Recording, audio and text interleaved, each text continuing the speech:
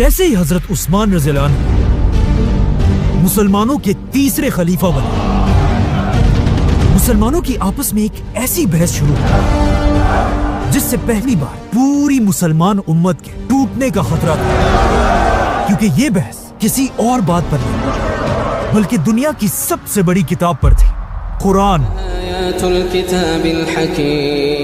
रसूलुल्लाह सल्लल्लाहु अलैहि वसल्लम के जमाने में मुसलमान कुरान को अरबी के 7 बड़े डायलेक्ट्स, 7 बड़े लहजों में पढ़ते थे। लेकिन जैसे जैसे मुसलमानों की खिलाफत फैलती गई, पूरी दुनिया से लोग इस्लाम की तरफ आने लगे और पहली बार सहाबा से कुरान सीखने लगे। लेकिन अब मसला ये था, ये नए मुसलमान सहाबा से अलग अलग लहजों में कुरान सीखते थे, जो पहले तो कोई बड़ा मसला नहीं था।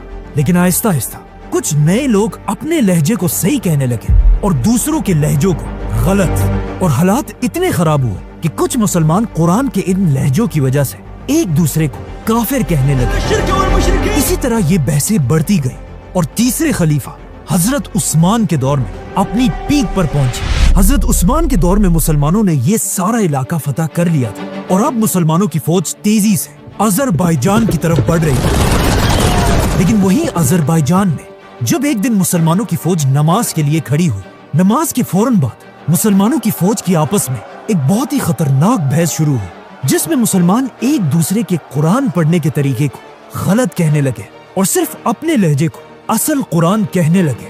आखिर ये बहस इतनी बढ़ गई कि ऐसा लगने लगा कि अब मुसलमान पहली बार एक दूसरे के खिलाफ ही तलवारें निकालेंगे।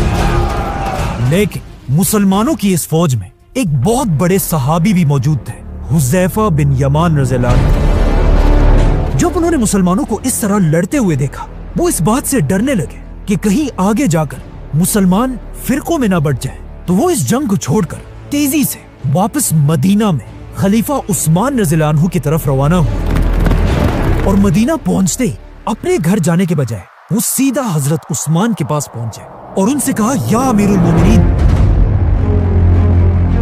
इससे पहले कि मुसलमान